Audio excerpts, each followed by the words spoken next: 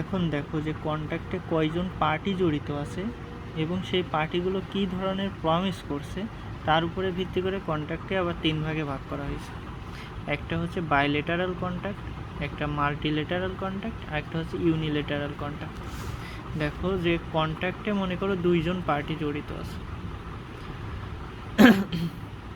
এবং এই 2জন পার্টি, একজন বলল আমি 10 টাকা দিব, এ বলল আমি একটা চকলেট দিব।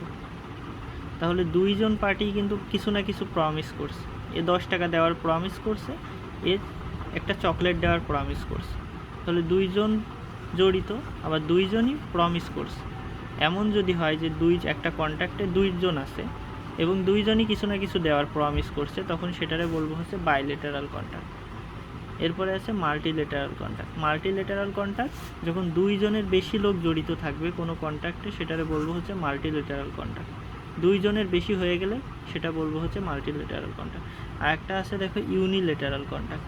এটা হচ্ছে বাইলেটারাল কন্ট্রাক্টের মতো, এখানেও 2জন ব্যক্তি থাকবে, কিন্তু এখানে পার্থক্য হচ্ছে একজন কিছু দেওয়ার প্রমিস করবে আর অন্যজন কিছু না দেওয়ার প্রমিস করবে না।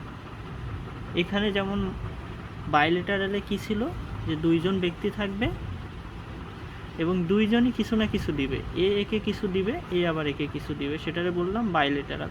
কিন্তু এমন যদি হয় যে এ একে কিছু দিছে কিন্তু এ পরিবর্তে কিছু দেয়নি, তখন সেটারে বলবো হচ্ছে ইউনিলেটারাল কন্ট্রাক্ট। এটা কেমন হইতে পারে? মনে করো এই ব্যক্তির একটা বিড়াল ছিল, সেই বিড়ালটা হারাই গেছে, রাস্তায় ঘুরে বেড়াচ্ছে, এই ব্যক্তি এই বিড়ালটা খুঁজে পাইছে। এখন এ কী করছে, এরা আবার ফেরত দিছে বিড়ালটা। এ কিন্তু ওর বিড়াল ওকেই ফেরত দিছে, আর কিছু করেনি, এর নিজের থেকে কিন্তু কিছুই দেয়নি, কিন্তু এই যে বিড়ালটা ফেরত দিচ্ছে এর জন্য এ খুশি হয়ে এর 100 টাকা দেওয়ার প্রমিস করছে। এই যে 100 টাকা দেওয়ার প্রমিস করছে, এ কিন্তু 100 টাকা দিচ্ছে, কিন্তু পরিবর্তে এ কিন্তু কিছুই দেয়নি, শুধুমাত্র জাস্ট ওর বিড়ালটা খুঁজে দিছে, কিন্তু ও বিড়ালটা কিন্তু এর ছিল না, বিড়ালটা ওরই ছিল, যার জিনিস তারই শুধু ফেরত দিছে। তাহলে এর কিন্তু কোনো জিনিস এরা কিছু দেয়নি, কিন্তু এ কিন্তু এর জিনিস 100 টাকা এরে দিছে। এমন যদি হয় যে 2জন আছে কিন্তু একজন কিছু দেওয়ার প্রমিস করছে, অন্যজন শুধুমাত্র কিছু কাজ করছে বা কিছু দিচ্ছে না, তখন সেটার বলবো হচ্ছে ইউনিলেটারাল কন্ট্রাক্ট। আর যদি 2জন থাকে আবার 2জনই 2জনের কিছু দেওয়ার প্রমিস করে, তখন সেটারে বলবো হচ্ছে বাইলেটারাল কন্ট্রাক্ট। এখন দেখো কন্ট্রাক্টের ভ্যালিডিটি বা এটা লিগাল কিনা বা লিগালি ইনফোর্সেবল কিনা, এটার উপর ভিত্তি করে কন্ট্রাক্টে আবার ভাগ করা হয়েছে এই যে এই কয় ভাগ। প্রথমে হচ্ছে ভ্যালিড কন্ট্রাক্ট। ভ্যালিড কন্ট্রাক্ট কোনটা? যেটা অরিজিনাল কন্ট্রাক্ট এবং ল অনুযায়ী ইনফোর্সেবল। এই 2জন ব্যক্তি চুক্তি করলো, এখন এ একে কিছু দেওয়ার প্রমিস করছে, এ একে কিছু দেওয়ার প্রমিস করছে, 2জনই আবার আইনগতভাবে বাধ্য। এ কিছু দিয়ে দিল, এ যদি না দেয় তখন এ গিয়ে কোর্টে গিয়ে মামলা করতে পারবে। তাহলে 2জনই এখানে আইনগতভাবে বাধ্য এদের প্রমিস, যে প্রমিস করছিল সেই প্রমিস মেটানোর জন্য। এর জন্য এটা হচ্ছে ভ্যালিড কন্ট্রাক্ট। আর ভয়েড কন্ট্রাক্ট কোনটা? এটা এমন ধরনের কন্ট্রাক্ট যেটা শুরু থেকেই কোনো কন্ট্রাক্টই না, জাস্ট একটা অ্যাগ্রিমেন্ট। আমরা প্রথমেই পড়ছিলাম যে অ্যাগ্রিমেন্ট যদি ল অনুযায়ী ইনফোর্সেবল হয় তখনই সেটারে আমরা বলি কন্ট্রাক্ট। তাহলে যেটা শুধুমাত্র অ্যাগ্রিমেন্ট, কোনো ল অনুযায়ী ইনফোর্সেবল না, সেটা হচ্ছে ভয়েড কন্ট্রাক্ট। আর ভয়েডেবল কন্ট্রাক্ট কোনটা?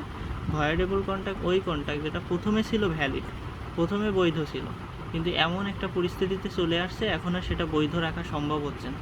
মনে করো মাইনিং, মানে খনি থেকে যে স্বর্ণ উত্তোলন করবে, চুক্তি করছে শ্রমিকদের সাথে, তোমরা স্বর্ণ উত্তোলন করে দেবা, তোমাদের 100 টাকা করে দিব। তাহলে প্রথমে এই কন্ট্রাক্টটা হচ্ছে একটা বৈধ কন্ট্রাক্ট, কিন্তু কিছুদিন পরে খনি বন্ধ হয়ে গেছে, তাহলে তো শ্রমিকরা আর স্বর্ণ উত্তোলন করতে পারছে না, আর 100 টাকা দেওয়া দরকার হচ্ছে না। তাহলে এমন পরিস্থিতি আসছে যেখানে বৈধ কন্ট্রাক্টও আর কাজ করা যাচ্ছে না, বৈধ কন্ট্রাক্টরে বাস্তবে রূপান্তর করা যাচ্ছে না, সেটা হচ্ছে ভয়েডেবল কন্ট্রাক্ট, মানে সেটা আর বৈধ থাকতেছে না। আর ইললিগাল কন্ট্রাক্ট কোনটা?